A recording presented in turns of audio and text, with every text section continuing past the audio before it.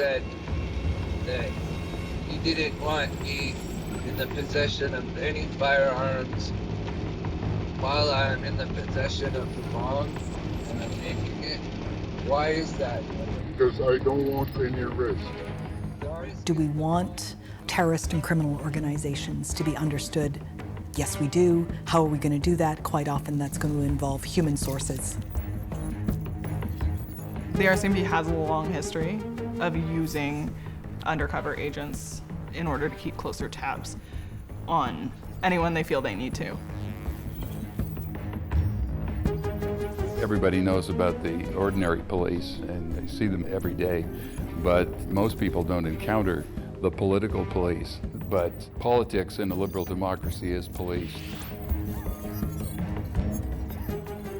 Depuis les tout débuts de la Confédération canadienne, la police politique et les services secrets surveillent, essaient de criminaliser et même de saboter les groupes des minorités racisées et les mouvements sociaux qui dérangent le statu quo.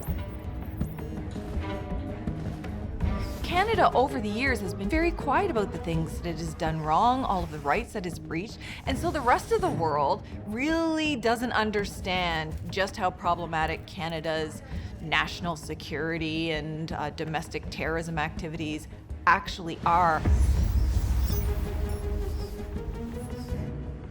You've put all of these resources into counterterrorism, but what happens if there aren't a lot of terrorists out there? What if the threat is actually fairly small? What are these people going to do?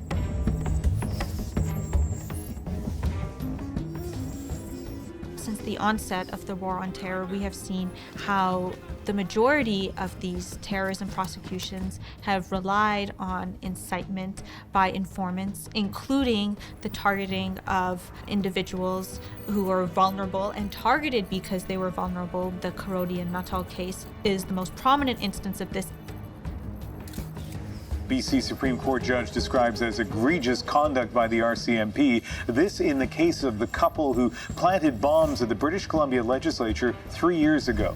Without the deceit, threats, and encouragement of police, that plot would never have been carried out.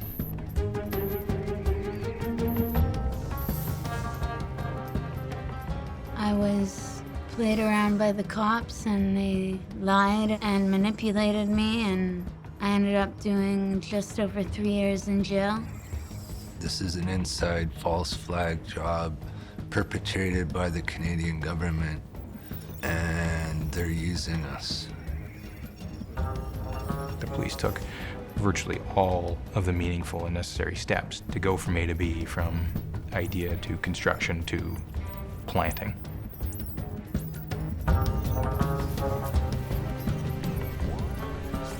If part of the response to global warming is for the Aboriginal communities to step up and say, not on our land, this needs to be corrected. The problem is what's happened in the Nuttall case becomes a blueprint for how you can deal with Aboriginal communities by planting agent provocateurs to undermine some of those movements and undermine the right to free speech and the ability to step up for something as critical as global warming.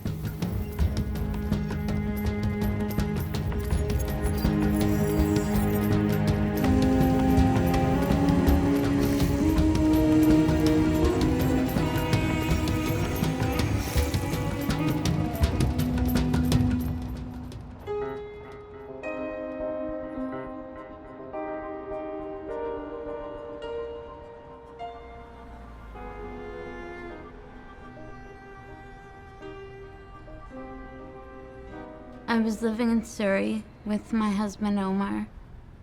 One day he went out to the gas station where we always got our coffee, and there was a man there who claimed he was a Muslim and said that he was looking after his brother's daughter, and she had run away, and he needed help finding her.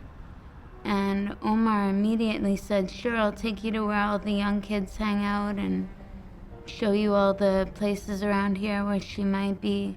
And obviously this was a completely contrived story. There was no niece. This was a police officer trying to infiltrate us. He took him out for coffee after they looked around, and from then on he said, You know, as new converts, I want to help you. He taught us how to pray, and he gave us prayer mats. Hey brother, get some groceries. Take care of your wife, okay? Or do whatever you want with them. Pretty much every time we saw him, he gave us money. And we were in abject poverty at the time. Like, we were pretty much eating like a pack of ramen noodles a day, and that was all we could afford to eat.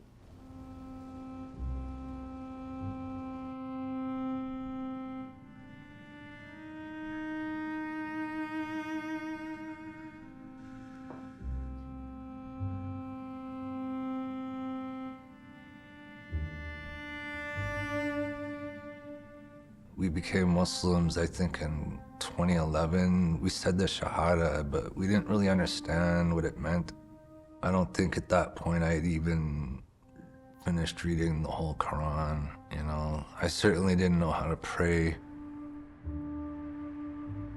We decided to convert when we were living on the street. We went into a store one day because Omar needed new boots, and they had on the counter a book called The Key to Understanding Islam. And I just asked, how much does this book cost? And he said, take it, they're free. And we went back to where we were sleeping with a group of other street kids that night.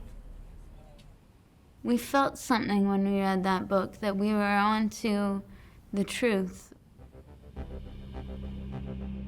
I got a phone call out of the blue from this so-called brother from the masjid who turned out to be Mr. X. We became fast friends. He would come over to my house, you know, and spend 10 hours a day. It's true, Abdul, he did teach us how to pray a little bit, and he taught us some of the Quran, but the majority of the religion was taught to me by this Mr. X and another person who was not mentioned in court, but who also had befriended me, and he taught me a lot about the deen as well. I found out later from my lawyer that he was in fact a CSIS agent as well. So there was two of them, and when one wasn't there, the other one was.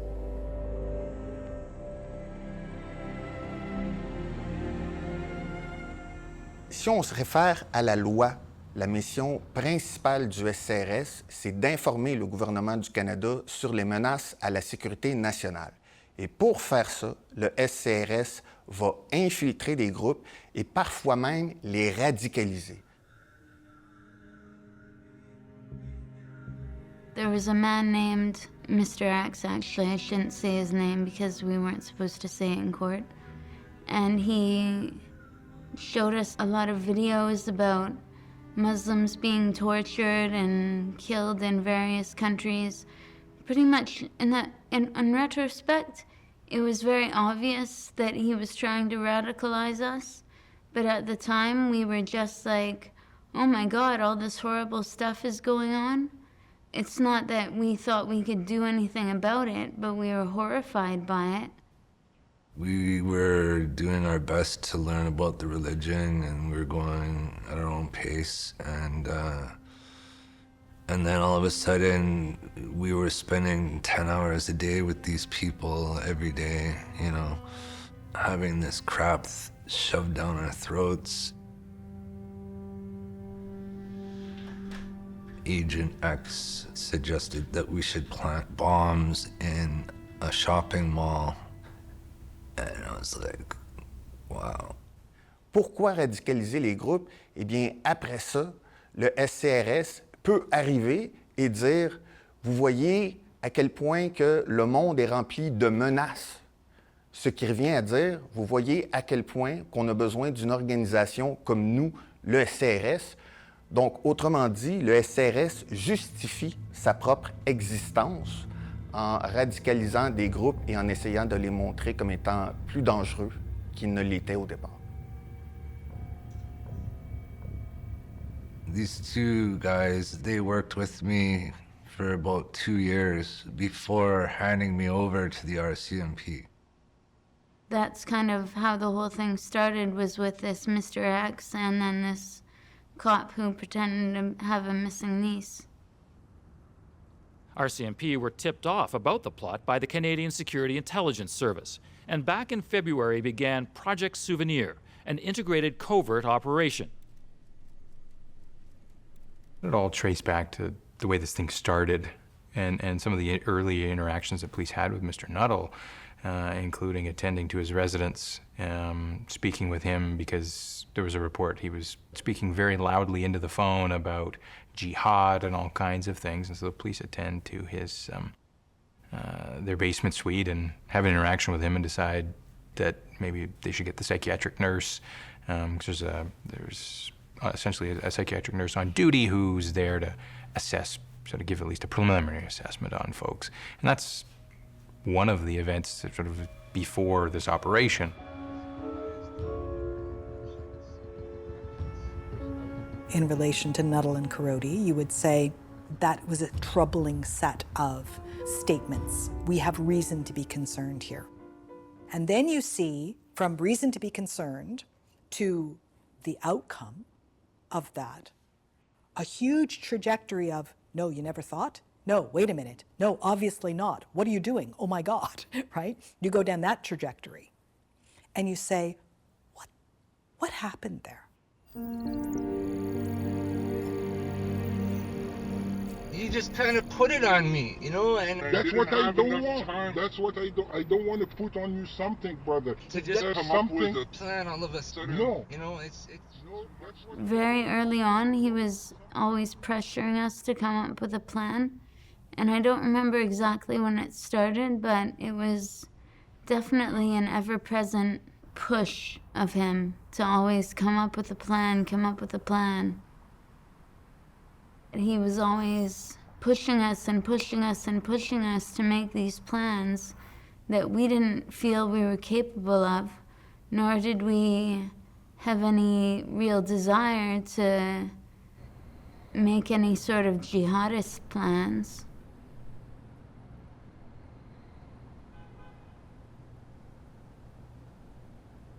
Les agents de l'infiltration, ils vont ramasser du renseignement. Dans certains cas, ils vont briser la loi. Dans certains cas, les agents d'infiltration vont devenir les leaders des organisations qu'ils ont commencé à infiltrer. Et dans les cas les plus extrêmes, ils vont faire de la provocation policière, c'est-à-dire qu'ils vont faire de la pression, ils vont mettre le maximum de pression sur des gens pour qu'ils deviennent une menace terroriste, comme dans le cas du projet Souvenir. I need spiritual guidance. If you need spiritual guidance, somebody text me what you need. That's not text it to me. I'll try to find you the answer. I need a brother I can talk to about these things. You can talk to me, brother. I know, you can talk to me. I love talking to you about it because you're you the only one. You're the only one that I know in this whole dunya, other than my wife, that understands what I'm going through. I was told not to ever go to the mosque or talk to anyone. I begged him. I said, I need to speak to an imam, you know. Do you have a spiritual advisor or anybody? You know, I was having doubts, spiritual doubts. He said, you're not going to speak to an imam, you know. You can direct your questions to me. Our path is predetermined by Allah. That's right. Allah chooses it for us. We don't choose it for ourselves. He told us things like, predestination is everything. There's no such thing as free will, and everything is already decided, and these people are meant to die, and there's nothing that you can do that's your own choice. That's not the truth about Islam. There is belief in predestination, but there's also human free will. And he completely neglected to tell us that part. And everything is in the hand of God. How do I say it again? كل شيء في يد الله. كل شيء في يد الله. في يد الله. في يد الله. في يد الله. Yeah. Muslim RCMP officers were deliberately used in order to parade as religious authorities in order to increase the coercive effect by telling Karodi and Natal that this was something that was religiously recommended or a religious obligation for them. You don't want to do everything. You saw how it is. We were so caught up with this guy. He was giving us money, he was buying us groceries, he was pretty much like a godsend to us. And so we believed everything that he said, and so we didn't go to mosques because he told us that we wouldn't learn anything there. Do you understand? Trust me for once. I'm doing this because I want to help you. I see you really want it. I want to help you. And the other thing, we passed the return point here. We passed it. That's it. He said he fought jihad multiple times, you know, and told me what it felt like to kill. The fact that he could get me any weapon I needed to get the job done, including, you know, rocket launchers and machine guns and the like. You know, all he needed to do was make one phone call and it would be done. Here we had the officers making it clear that they had engaged in prior terrorist acts. There isn't a prohibition against that. It's not a bar. But the courts, of course, have cautioned against that. The dangers are obvious that when you do that, you run the risk of potentially creating a situation that is abusive, one that potentially leads to involuntary or questionable confessions. How much explosive do you need? As much as I can get. I want to make as many That's rockets really broad. Really broad. Yeah, I want to have enough missiles that I can fill in an entire box of a band. You're putting on an act to impress them so that they think you're hardcore. And they're putting on an act. And you don't know that they're putting on an act. So neither you or the cops know that you're all acting in the Truman Show in a movie starring you with the main goal of putting you behind bars for the rest of your life. We're up here, right? So we're gonna come down here, down Quadra, and turn it right. Here, let me take a picture of you. They go on what they refer to as the recce, which was a shorthand for reconnaissance. And off they went over to Victoria, May 24th, 25th in 2013. I guess these are like the founding fathers or something, like. The plan was to scope out locations as much as there was a plan. Say cheese. Mr. Nuttall at one point had mentioned Victoria as a potential spot. And then the police liked that one because that was a target that they knew they could control. And of course, months later, that's where they ended up directing them to go. Based on the extreme effort that was injected into coercing this mentally vulnerable couple into participating into a bomb plot, it seems very clear that there is a deep investment in projecting an image of a Muslim, quote-unquote, terrorist threat. We were very much still in the learning phase of becoming Muslims. I think that has a lot to do with why we were targeted. Because someone who had been Muslim longer and who knew more about the faith would be a lot harder to manipulate. There is endless back and forth on this notion about whether or not racial and religious and political profiling is part of what goes on. The security services will tell you no in the same way that the police will tell you no. That's not what we're doing. We may take it into account as a factor, but we're not profiling. There is no sense in communities that are targeted that there's any credence to the denial. There are targeted communities. It's very clear.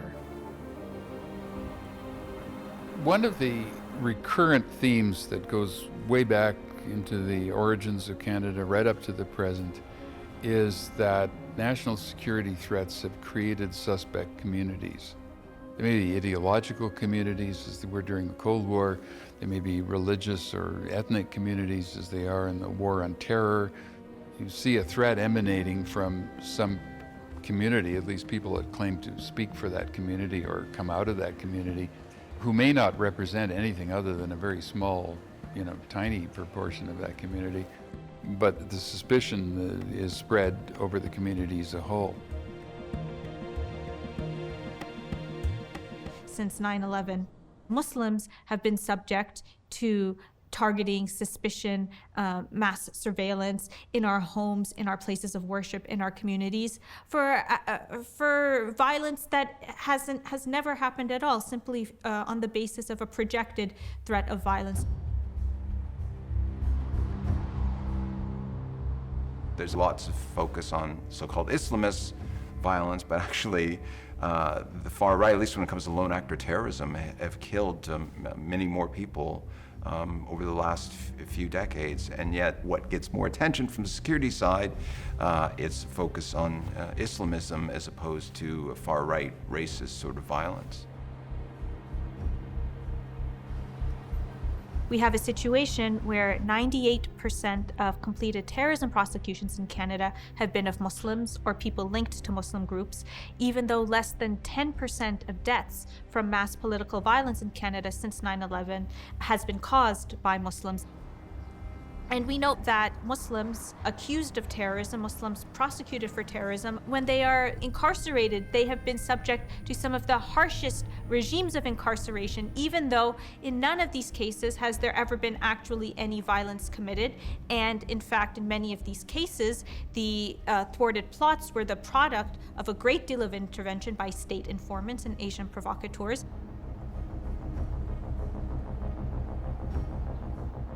If you guys were really trying to set me up, you would just give me a fake bomb and tell me to go bomb a target, and the bomb wouldn't go off, and then I would be grabbed. Okay? So this is the wisdom of my wife. She told me this. Okay? Just before I came to see you. I suspected it could be police and it could have been a setup. So how can I go to the authorities if they're the ones planning this false flag attack? You know what I mean? I can't go to them. To prove you my real intent? Yeah. That's what you want. Sorry, Ash. You can't do that. I'm not gonna. No, it's not I can't do that. But just for that, I'm not gonna do it, Ashley. If we cannot trust each other, I don't think, because what we're going to, it's more important than trust with if we don't have the trust, we don't have it, Ashley. With the gun or not, we don't have it. Okay, I'm gonna trust you, brother. Les agents d'infiltration vont être prêts à dire absolument n'importe quoi, à faire n'importe quoi pour protéger leur couverture, pour continuer à convaincre la personne ciblée qu'ils sont un des leurs. Mais le problème, c'est lorsque les policiers se trompent de cible, comme dans le cas de Omar Natal. S'ils arrivent à avoir l'air de vrais terroristes, ils vont terroriser leur cible. And like I told you, Ashley, any time, any day, if you say, you know what, Ashley, I have some doubt, I cannot go through with this, Ashley, the door, like, we're gonna be brother. We're brother for life. You're giving me a way out, but you're telling me that we've passed the point of no return. So, in my mind, I'm thinking this way out is a test. He's testing us to see if we will back out and to see if we're true Muslims and we're gonna go through with it. And if we back out, well, then they're just gonna shoot us in the head and be done with this, you know what I mean? I have a panic anxiety disorder and I take tranquilizers for it. I was just so caught up in that I didn't even really stop to think that there might be an easier way out. I thought that the only way out would be to either go through with it or to commit suicide. And suicides go to hell in the Islamic religion, so I wasn't gonna do that.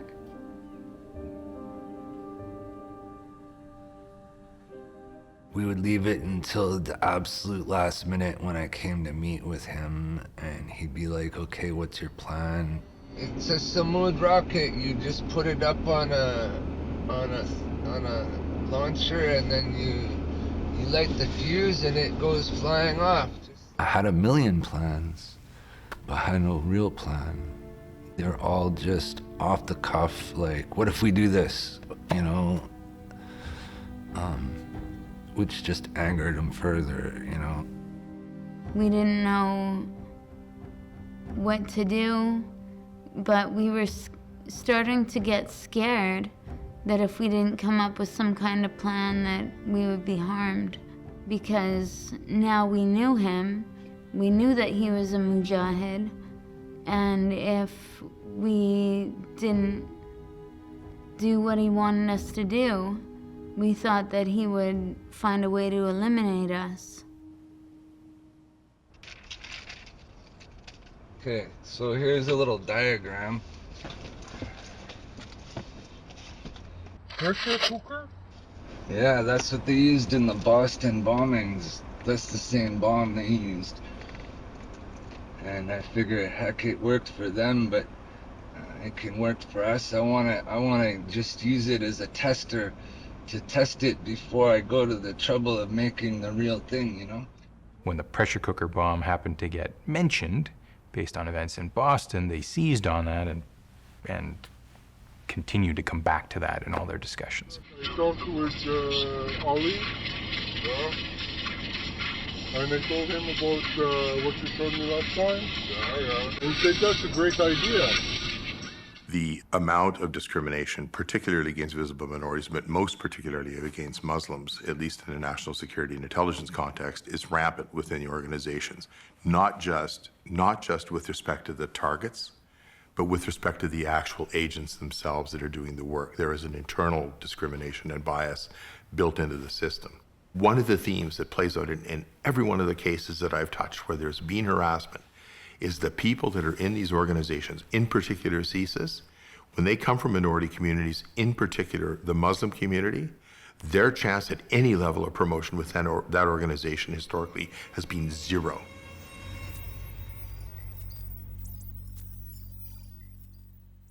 They operate behind walls of great secrecy, but what we have heard from the reports of whistleblowers, who are still, by the way, not protected in legislation from retribution, are acts of Islamophobia, racism, and homophobia that we would otherwise think would be the purview of the far right. A complaint by 5 former CSIS employees said that in the office there were posters with the pictures of the World Trade Center towers burning with the words 99 names of Allah inscribed on them. A CSIS employee who wore hijab reported having to take a polygraph examination about how many times per day she prayed and who she associated with in the community. These rare glimpses that we get behind these walls of secrecy that have been erected to protect national security practices show a culture of racism.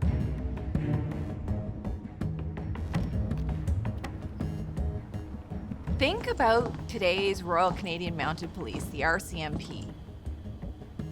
They were created or born out of the European desire to appropriate Indigenous lands and resources and force settlement and, take over our very lucrative trade networks. So they were the enforcers of effectively not just colonization, but what we now know as genocide, genocidal laws, policies, practices by state officials and by law enforcement.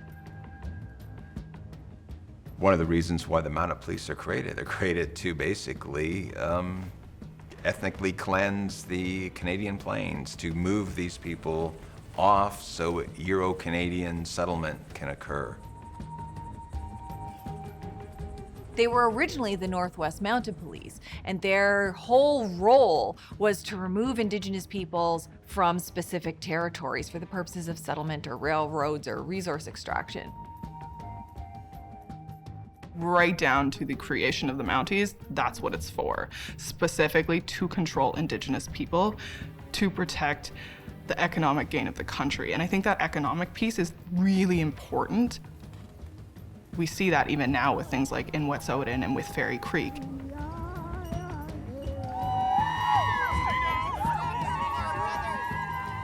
Part of that is coming from the drive of these businesses who, want to be able to lay pipelines, want to be able to take down the trees they want to take down.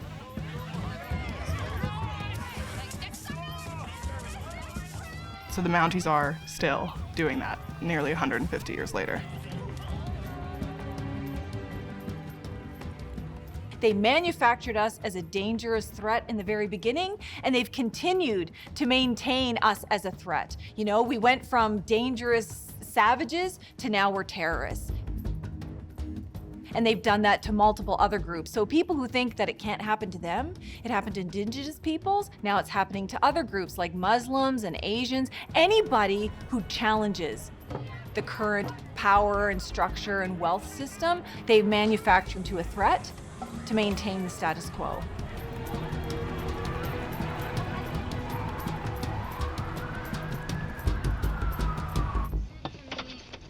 If you pray behind me, I can protect you from the fit. June, I think it's 16 to 18, 2013, they take them to Kelowna.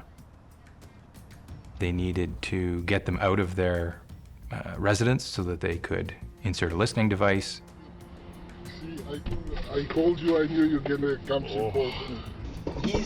We're so happy to see you, brother. He's happy you're right. You want him here? I brought them here. There was a second undercover officer who was there, who they had met at the recce back in May in Victoria. They were fond of him. I'm really excited because it's something that can work for sure. It's visible, it's very realistic. Yeah, so I was glad to see that you were starting to think about that, And it was sort of he and the primary undercover back and forth, pushing this pressure cooker plan, saying the rockets were not feasible, that they needed to get funding from those above them, and that wasn't going to happen unless it was for that plan. And it goes over, the whole trip up to Kelowna over a number of days. However, we saw a few mistakes. He put us up in this hotel room, and we had one hotel room, and he's like, this one is just for you to relax.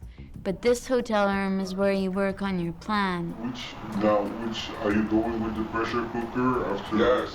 I believe that's what Ali said to do.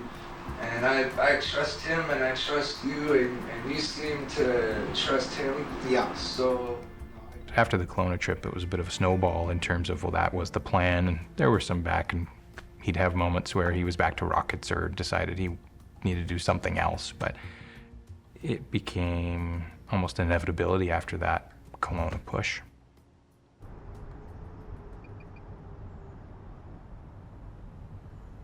We often hear the claim that the way to counter racism in national security agencies is to diversify them, to multiculturalize them, to make sure that we have more representations from Muslims and others. But what we see in cases like Karodi and Nuttall is that, to the contrary, the presence of Muslim officers is used to further extend the arm of securitization and the reach of these agencies into vulnerable Muslim communities and families. And so, far from being a solution to racism, diversification of these institutions of violence is in fact an exacerbation of racism. The Mounties started out as a very white Anglo-Saxon force. Like, this was not for anybody else. And they had this uncomfortable realization, around World War I that it's really hard for white people to infiltrate people who are not white and get away with that successfully. And that's when they actually first started to hire people who weren't Anglo-Saxon, who didn't have that sort of specific build and look that the RCMP was used to. They were looking for people who actually understood various different Eastern European languages.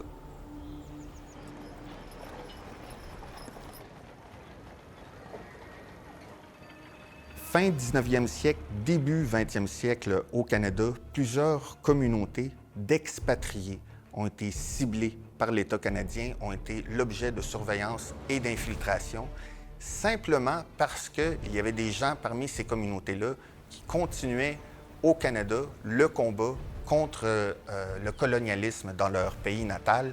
Il y a des cas très bien documentés dans la communauté immigrante irlandaise et la communauté sikh, et c'est arrivé dans plusieurs autres communautés, des cas qui sont moins bien documentés.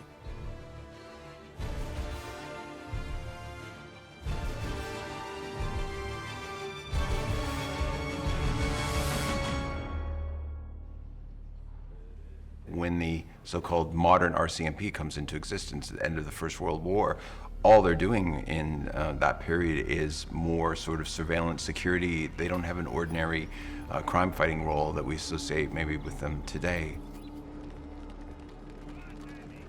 Most major moments in history with the RCMP, from the Winnipeg General Strike, the Regina Riot, there are Mounties there who are infiltrating, who are part of it. In the 1920s, the Ku Klux Klan is heavily active in Canada, especially in Western Canada, especially in Saskatchewan. There are thousands of members. It's influencing the political system.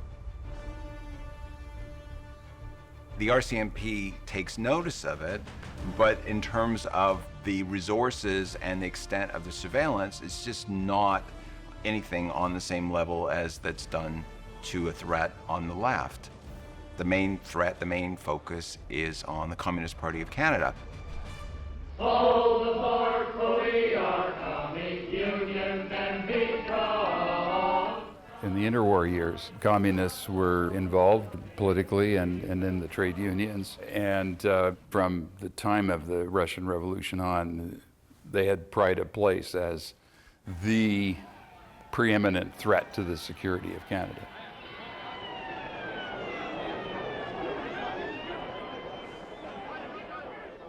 The Mounties were so hyper-fixated on communists that they didn't really pay much attention to Nazis in like the 1930s throughout Canada. There wasn't a lot of attention to that.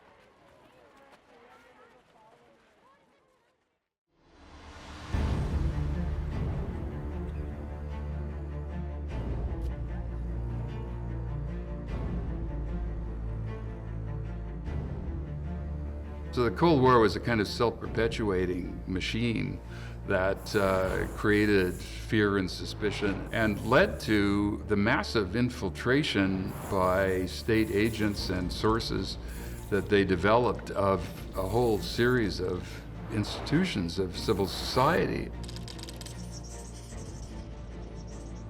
La police politique et les services secrets ont surveillé de nombreux mouvements sociaux, qu'on parle de lutte de travailleurs, de chômeurs, de mouvements étudiants, de minorités racisées qui s'organisent contre le colonialisme. En fait, tout ce qui était un peu trop à gauche au goût de l'État canadien devenait une cible pour des agents d'infiltration. The MacDonald Commission in the early 1980s came up with the number that they had amassed files on 800,000 individuals and groups.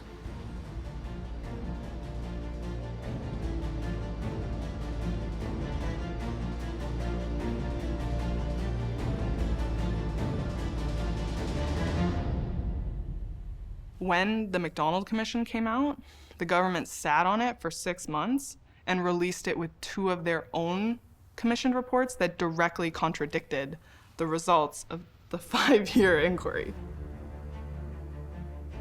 A lot of stuff gets jammed into those extensive reports that the public never really seems to grapple with, and the RCMP and the federal government never is actually seems to be forced to sort of stand there and say, yeah, we did this. Yeah, we're doing this differently. Like there's a lot of politics and you can sort of dodge. Suddenly, 1989, the Berlin Wall comes down. A year or two later, the Soviet Union collapses. The whole enemy they'd been fixated on since 1917 vanished, almost. And then, of course, in September the 11th, 2001, you had the attack on New York and the Twin Towers, and suddenly the Cold War was reconceived, just changed the names, changed the, a few, but now it was Islamic extremism, and in a time in which there were enormous technological changes that were going on in terms of how you would actually carry out the political policing and national security, in terms of the toolbox of surveillance that was increasing by leaps and bounds. I plan to make a video of saying, we did this because we are one of 9 countries to turn your back on Palestine, and you've been doing it ever since. And we know you're in bed with the Zionists.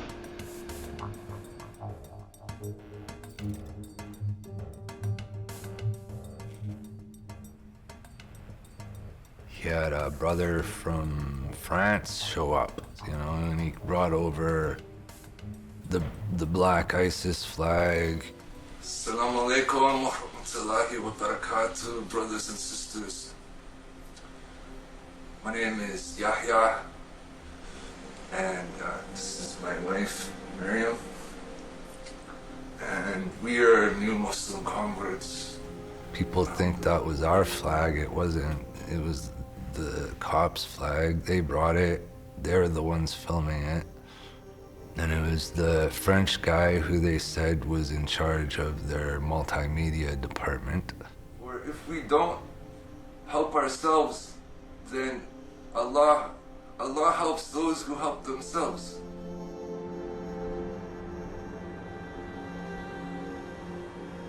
This government is fully committed to protecting both our freedoms and our security, both of which are under attack from the group ISIS. The threat we face today is not CSIS, it is ISIS.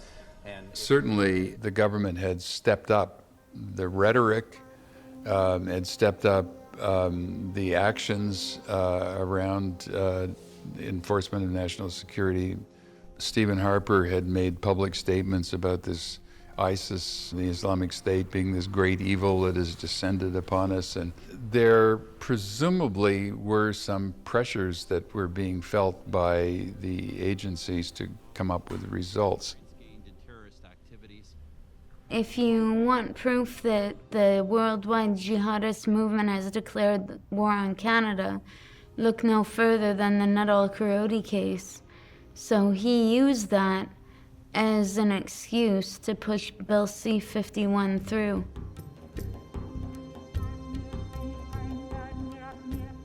Acts like Bill C-51 or Bill C-59, which is the subsequent National Security Act that was instituted by the Liberals, they end up retroactively legalizing illegal practices that security agencies were engaging in. So, for example, courts and journalistic investigations found that CSIS was impermissibly engaging in mass surveillance and retention of data of Canadians. And so the law then goes and retroactively legalizes that. In the C-51, they basically said that CSIS could break the law, they could violate charter rights.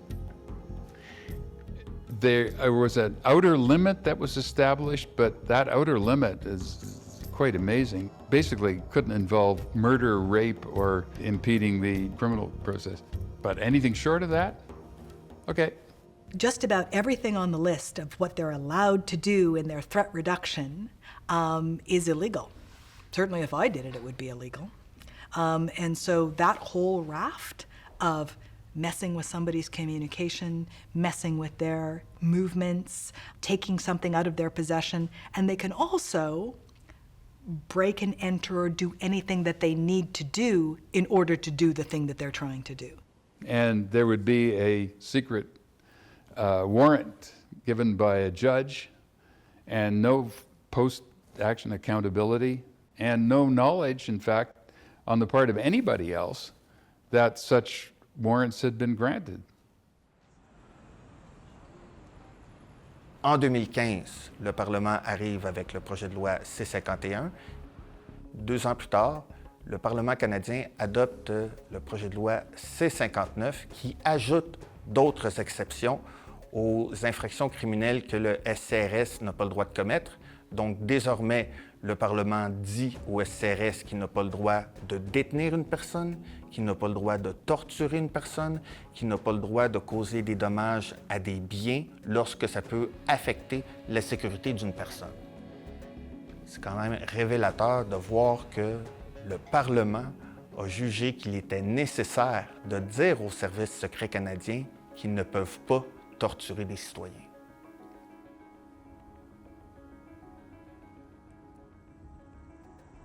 They continue to surpass what their legal authorities are, and we don't have a say.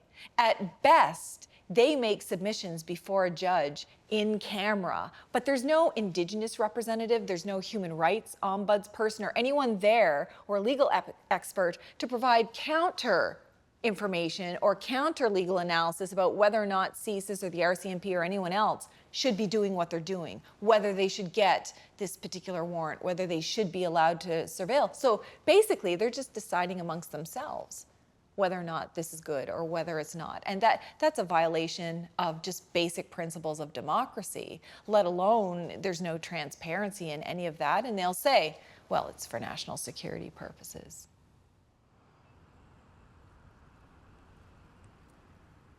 I refer to national security as the garlic. You wear it around your neck to keep the vampires away. If the vampires show up, you say, whew, good thing we have this garlic. And if the vampires don't show up, you say, look, the garlic's working. There's endless justification in this kind of conception for more garlic because it's always working. It's always needed in this paradigm because if you don't see the threat, that means it's working, and if you do see the threat, that means we need it. How on earth did we come to this sort of logic where there is never enough because of one of these two things is operative, right? That's what you hear in the rhetoric all the time.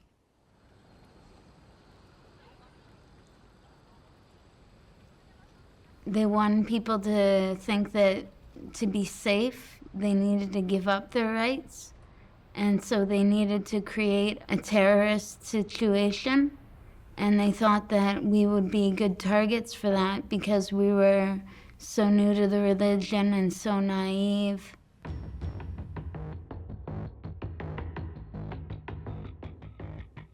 July 1 is D-Day, as they started to refer to it, and that's where we need to get. And then about a week or so before July 1st, I want to say it's June 25th, a new lead investigator is brought in underneath the team commander, whose role was to be the finisher, to get this across the finish line.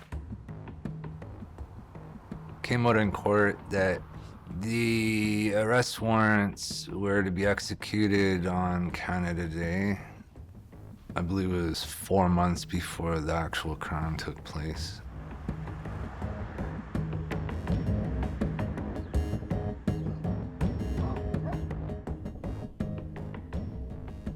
I was taken before this guy, Abdul Manan, who I was told he had flown all the way from Pakistan to meet with us. Une opération Mr. Big, c'est une technique d'enquête policière que la police va utiliser lorsqu'ils sont convaincus qu'ils ont identifié une personne qui a commis un crime grave comme un meurtre non résolu, mais qu'ils n'ont pas des preuves pour l'accuser. Donc, Mr. Big, c'est une opération lors de laquelle ils vont amener la personne ciblée à faire une confession. It's been proven to produce false confessions because the cops don't know that you're acting. He said, "What are you gonna do with my C4?" same thing that the Sarnow brothers did. I wanted to continue their work. Dans le cas de Project Souvenir, ce qu'ils ont fait, c'est qu'ils ont utilisé des éléments de Mr. Big. Par exemple, donc, lorsque Omar Nuttall rencontre celui qui est haut placé dans la fausse organisation terroriste, pour amener Nuttall à faire une déclaration incriminante, c'est-à-dire oui, c'est mon plan, oui, je veux fabriquer la bombe et tuer des gens et tout ça. The authorities would say, well, this is a legitimate tactic. You've got a threat to the public. We need, and sometimes, to be proactive, because if we sit back and wait, then we'll be making the rest after they've done a bombing or carried out an attack of some sort. So we need to sort of intercept in advance. Oh, sorry, you also said you had a timeline. What is the what's about? Ask him. I don't know. Because I thought it was your idea back the other day. None of that was your idea about it. I had not been extreme enough with this guy, and he had walked away and been very angry. Buddy's not playing here. Like, this is not my idea, this is his idea. And I'm like, oh, fuck, he said Canada Day, not me. And I'm like, oh, for fuck's sakes, you're not ready. Abdul Qadir, he said to me, why did you tell him that it was my idea? He needed to hear that it was your idea. I got you one more chance, he's going to come in. Okay? And he was on the phone texting. Right? And this time you better perform. I was so terrified of what's gonna happen if we did not get that C4. So I'm doing what I can in that moment to stay alive. When I go running out to him and I plead, I want to fight. My wife wants to fight. We can fight. You can fight. You can help us. Please help us. and so he stands up and he said, fine. You'll have your C4.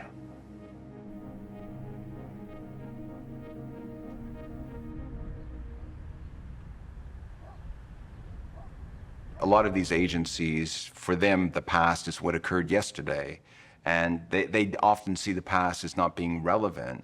And yet I would argue, certainly in a Canadian context, if you want to understand Bill C-51 and some of the changes that were brought in, you have to know what happened in the 1970s with the disruption operations.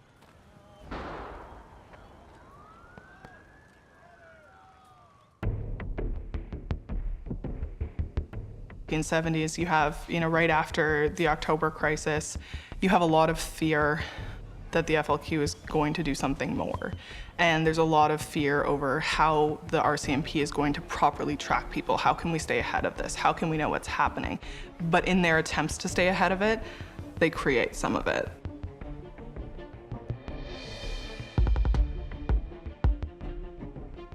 They break into Parti Québécois headquarters, they steal their memberships list, they copy it, they break into a small news agency, steal their files, they famously burn a barn. So there was supposedly going to be a meeting between members of the Black Panthers and supposedly FLQ members.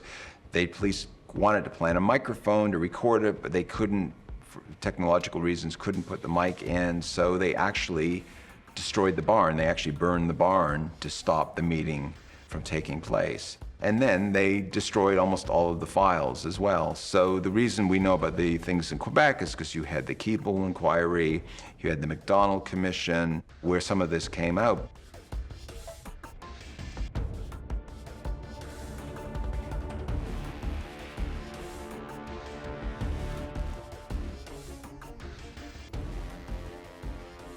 Un des cas d'infiltration célèbres dans les années 70, c'est Carole Deveau, alias Poupette, qui a infiltré le FLQ pendant 5 ans.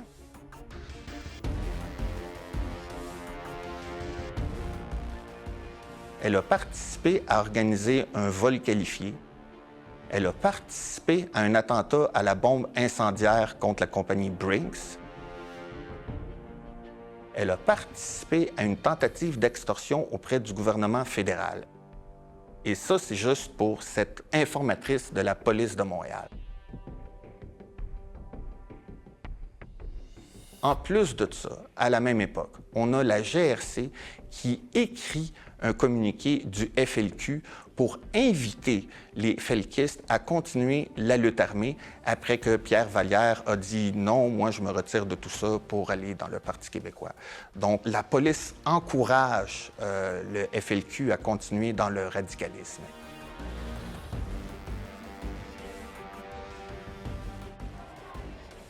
They worried that the FLQ would infiltrate the Parti Québécois and that it would be harder for the RCMP to monitor them there because the Parti Québécois was legal.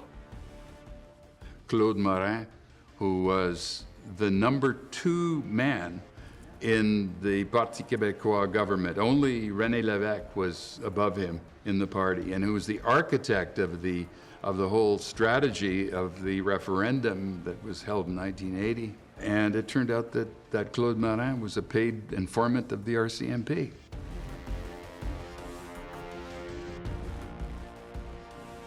They were doing lots of other things outside of Quebec. They got a lot less attention, but we, in a sense, will never know because they destroyed almost all of the files. One of the reasons they did this is because they'd seen what had happened in the US with the FBI's COINTEL profiles becoming public.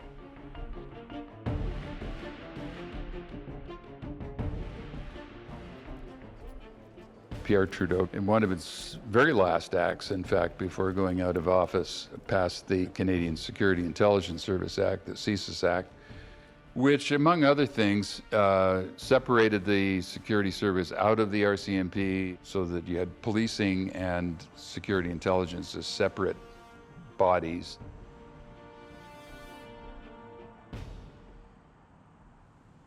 And that was one of the ironies, is that you have CSIS created in 1984 largely because of disruption operations carried out by the RCMP, mainly in Quebec, but elsewhere that went horribly wrong, inquiries, and so then you have CSIS created as a result, and then Bill C-51 gives CSIS powers to carry out disruption operations of the type that were illegal in the 70s, but now have the blessing of the state.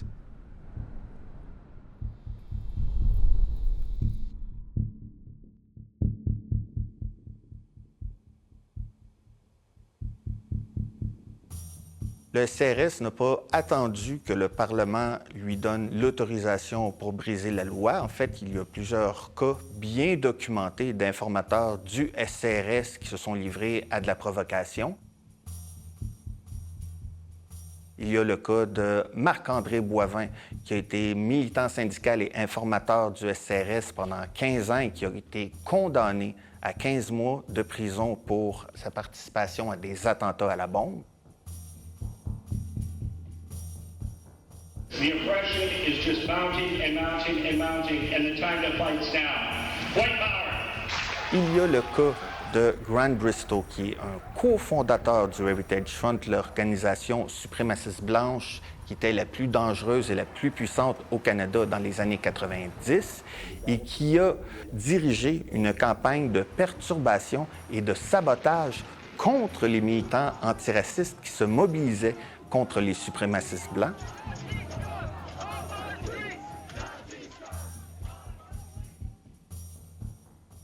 Et il a fait tout ça sans jamais être accusé.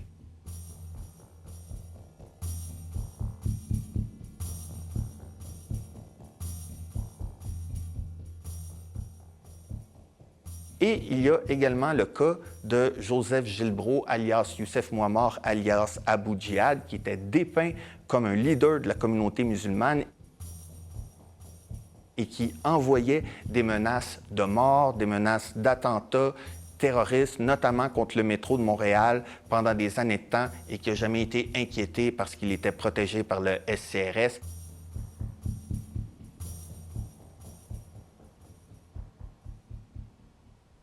Et il y en a combien d'autres des cas comme ça? d'informateurs du SCRS qui ont agi comme des agents provocateurs dont qu'on ne découvrira jamais parce que, justement, ils sont protégés par les plus hautes autorités.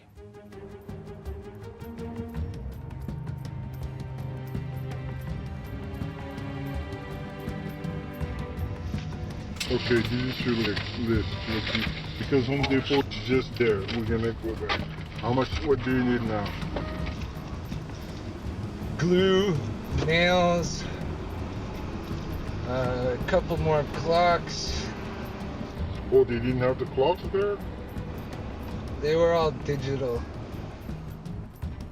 They had taken some steps. They had been involved in the purchase of these materials to eventually build these bombs. They played a role in their construction over a few days at a hotel out in Tawasin. It doesn't seem real. I have that same feeling. It's surreal. Yeah, it's not that it's not. I feel like I'm in a movie. I really do. Now it's really happening, you know? Before it was just talk. It wasn't reality, you know? Now I am stuck with this.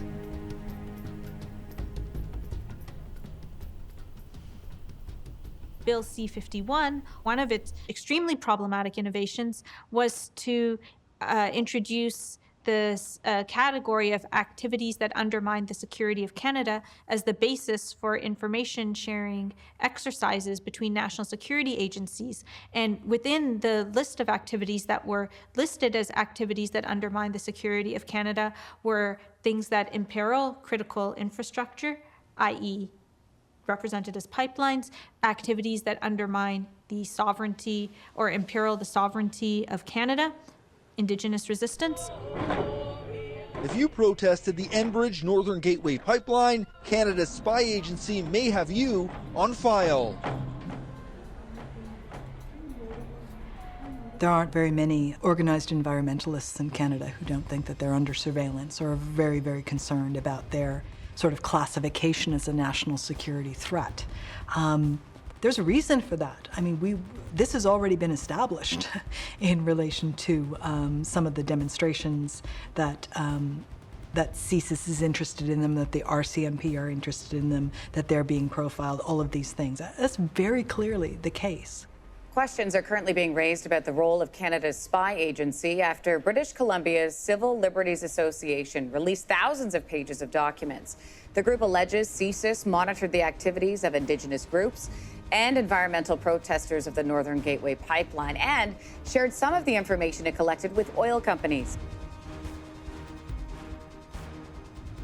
BCCLA's files, the so-called protest papers, revealed very disturbing evidence of the use of mass surveillance against Indigenous land and water protectors, surveillance that was shared with the oil industry in the U.S. We've seen police agencies being hired by extractive corporations to serve effectively as their private enforcement mechanism for their projects of depredations of Indigenous lands.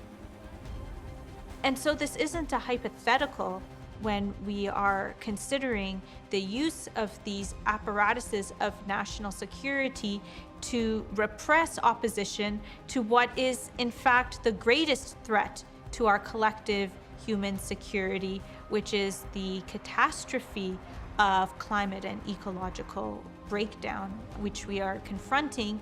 And yet, the state continues to prioritize the interests of those who are advancing this apocalypse rather than those who are opposing it.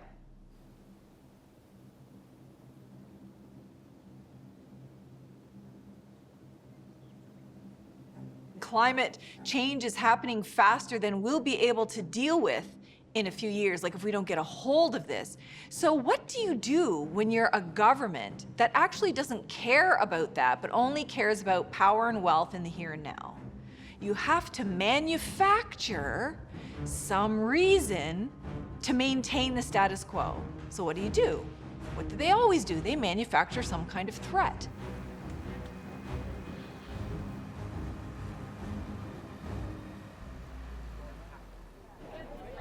Now people who go and march in protective old growth forests or protect water, they're eco-terrorists.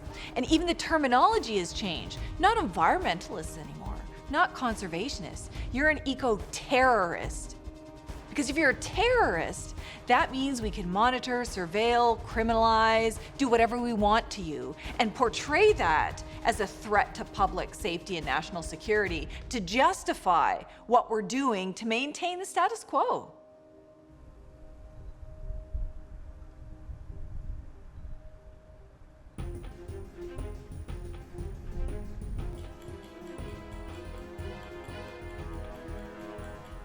You'll never know the true form of terror until you're holding literal ticking time bomb in your hand. And to this day, the sound of a ticking clock sets me and my wife into a state of panic, and we're on drugs and treatment for PTSD. Too late for that, Anna. It took about 3 days for them to, in effect, glue some nails into a pressure cooker. That was about as far as they could get. Once their part there was done, off those devices went to what they believed to be the terrorists, but were, of course, officers who sort of fixed them up, put in a tiny bit of C4 along with modeling clay from Michael's to make it look like there was a whole bunch of C4 in there. And then off they went to Victoria, and then they actually planted the devices.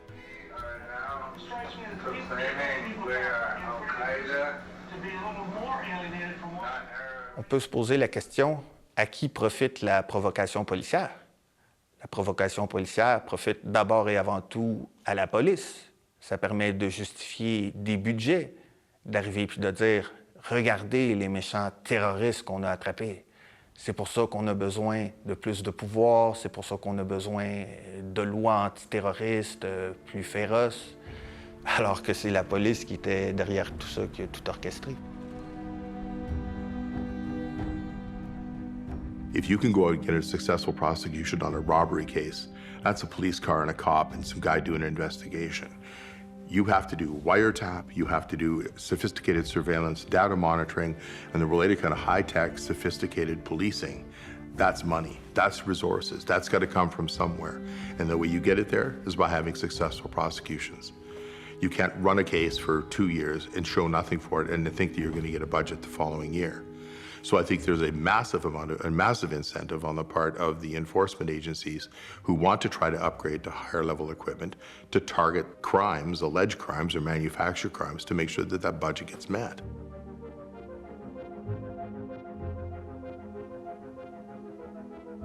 There's huge money involved in the national security industry and tools of policing and everything that you can think of, from malware to drones. It's all going into the funnels of policing our national security. It's a massive, massive industry. And they have these astonishing trade shows where you find out, the tools of the future and what they're planning to empower you to do.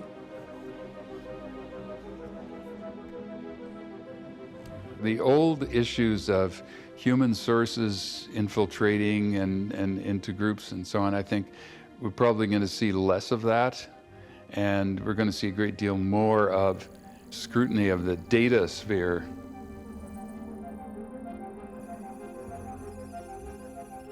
The technological advances in surveillance and the capacity that now exists to collect and to analyze that so-called big data have the potential for creating these huge databases and increasingly sophisticated algorithms that can develop profiles of the kind of people that might be radicalized or the kind of people that might pose a threat, which can be very, very dangerous.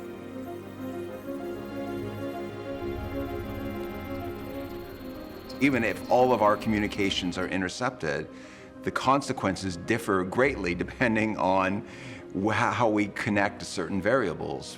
religious beliefs, political beliefs, race, ethnicity, sexuality, and certain groups that have historically been marginalized end up disproportionately experiencing the consequences of that surveillance. We're heading towards that, I think, where people are going to be targeted simply because they fit certain characteristics that a computer program has flagged up, and then they'll get the really intrusive surveillance coming in after that.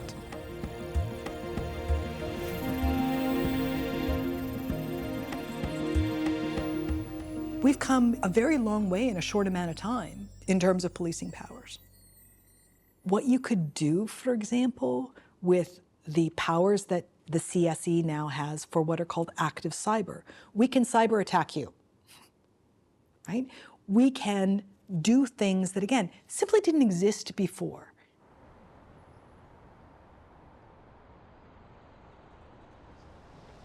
This is all just like forced on us. We have no option, we have no way out, we have to do it.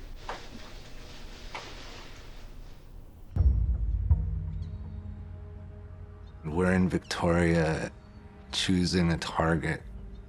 We drove around for like a long time because I didn't have a plan. The thought came to me, what if we just blew up a government building? Then we wouldn't have to hurt anyone. Would your boss be angry? Because I promised him a high kill count. No, he's not gonna be angry. This is your plan, he said.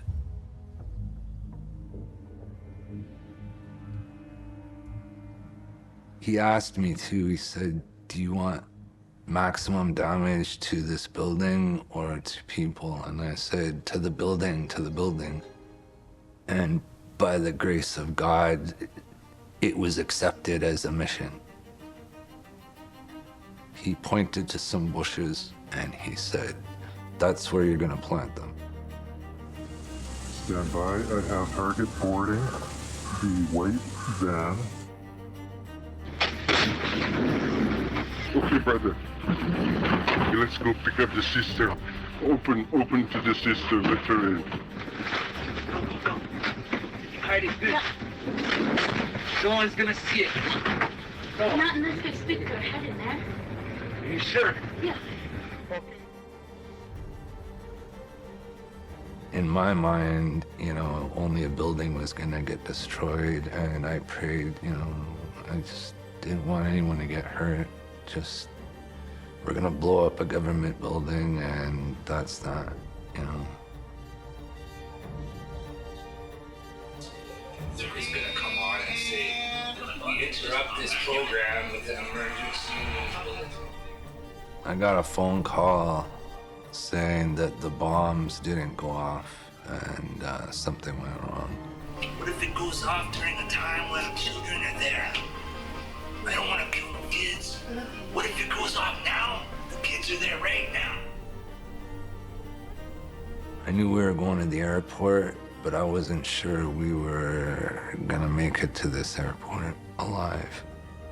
Because now that the deed had been done and it hadn't been botched, maybe he wants to kill me and Anna and anyone who might know him and his friends, and just move on to the next country and go commit another act of terror or jihad. I just prayed to God that something would happen, anything would happen to prevent these bombs from going off. We stepped out of that hotel room and I immediately had a machine gun pressed up against my head. I mean, obviously there was the panic of the guns and everything, but really in my heart, I felt relief because I thought, well, if this is happening, then either they found the bombs and disarmed them, or it was all fake and no one's gonna be hurt. We were able to control and ensure that the devices constructed were unable to detonate and cause harm to other individuals. The two suspects were arrested in Abbotsford yesterday afternoon, and the Victoria Canada Day celebrations proceeded without a hitch.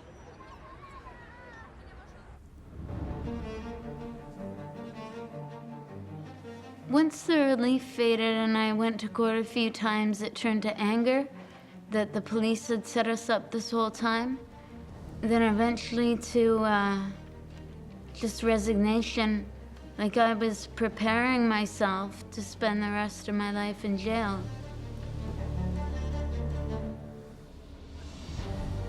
You know, someone might be angry but harmless, and then going to that angry person and saying, well, you know what? Don't just be angry. There's a target. Here's the equipment. Encouraging them, and then when they take that next step, slap the cuffs on, you're in court and you're in jail, and that's chalked up in the media as a successful counterterrorism operation. Here, success was clearly viewed as an arrest and moving forward with charges. There's another way to look at it, that success would be if you've determined that these folks have no ability to do something, well, mission accomplished, that they aren't going to be doing anything. Even if you've increased your budgets and done all kinds of things, and then nothing happens. Well, isn't that the goal, that nothing happens? Why you need arrests to justify or to view your work as a success, that's a question I think that needs to be answered. À un certain moment, je pense que c'était devenu clair pour tous les policiers qui participaient à Projet Souvenir qu'il n'y avait pas les bonnes personnes. Bon, alors, pourquoi continuer dans ce cas-là? Une question d'ego, une question de vouloir monter une grosse opération qui va se terminer avec des arrestations et une condamnation qui va permettre d'avoir une promotion, de monter dans la hiérarchie. Et aussi, je pense qu'il y a probablement plusieurs policiers qui pensaient plus ou moins secrètement que Korody et Nuttall, c'est deux personnes qui sont pauvres, qui n'auront pas les moyens de se défendre devant les tribunaux, puis qui vont tout simplement tomber dans une craque, qui vont pogner 25 ans de prison, puis qui vont être oubliés par tout le monde. Contemporary entrapment practices are preying on when they target those precisely who are most mentally vulnerable, who have been denied services by the state, to instead turn them into scapegoats for state practices of violence. It is something that our courts have not adequately addressed, and so the threat of the people who are rendered most vulnerable by the state continuing to be targeted and made into its scapegoats in this way is very much alive.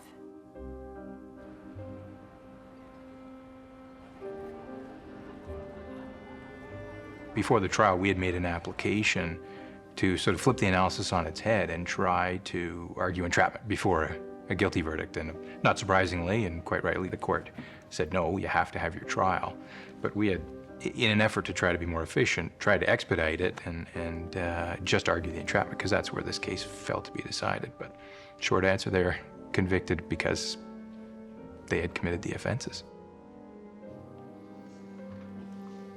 I just put all my faith in the entrapment appeal, and that hadn't happened yet when the verdicts came down from the jury. The Court of Appeal found that there was a reasonable suspicion that the police, based on largely Mr. Nuttall's comments, had a basis to at least start this operation and proceed with it to an extent, but then found that their language, I think, was pushed and pushed and pushed to get to the result of manufacturing the crime. And that's where it led to what the court called the travesty of justice. Not many who followed this case were surprised when BC Supreme Court overruled the conviction, except perhaps for the RCMP, who built a case against them in the first place. Even after that decision came down CSIS agents were still citing it as an example of the dangers of self-radicalization of individuals going online and being immersed in radical ideology themselves, when in fact it was known that it was not a case of self-radicalization, but a case of RCMP radicalization.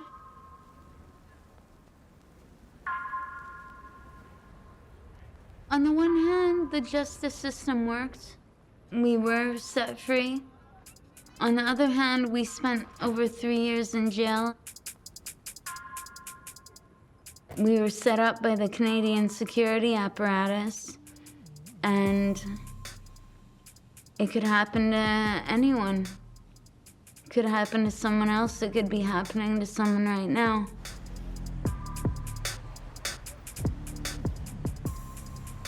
Projet Souvenir était loin d'être un dérapage isolé. Il y a une longue lignée de cas de provocation policière qui remonte jusqu'au début de la Confédération canadienne et malheureusement, le public, les citoyens sont très loin de se douter jusqu'à où les autorités canadiennes sont prêtes à aller au nom de notre propre sécurité. There is so little data or information about these disruptive practices. And so the first most fundamental thing is to reverse this informational asymmetry, which on the one hand produces a great deal of publicity about the threat of Muslim violence or the threat of Indigenous violence, and yet allows the state's own violence to hide behind opaque walls. So our job, which is a very heavy burden, is to continue to advocate and research and show the evidence and keep pushing anywhere we can. So whether it's in protests, whether it's speaking out in the media about what's happening, whether it's like educating people, whether it's on social media, at the United Nations, at the Inter-American Commission on Human Rights, whatever form it takes, we have to keep pushing until they finally, there's just too much evidence and too much damage that they say, listen, we've got to act on this.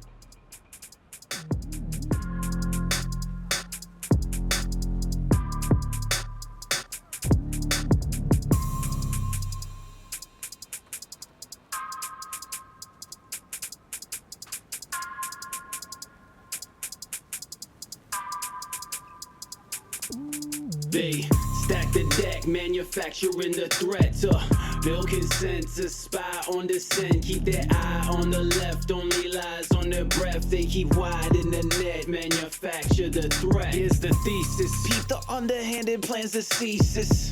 Chessboard moving roots like pawn pieces. Teaches the bomb making, supply the pieces. The vile inner reaches of government policing, preaching. Undercover say Islam is terror, but they'll say whatever. They rats for the cheddar. Security apparatus, check the status. They got their blacklist for the left wing's raddest. Military and police, staff with fascists like Jan 6. They turn their back and collapse shit. It's like if that was anarchist and Black Lives Matters, they have a row of tanks to blow us all to tatters. Let's shatter the myths. What matters is this: the clock still gon' tick, sand dropping like shit. We running out of it, iceberg just a tip. Police watch list versus indigenous and environmentalists and all who resist this apocalyptic shit. We on the edge of the cliff, we on the brink. So what the hell do you think the people in power doing in the last hour?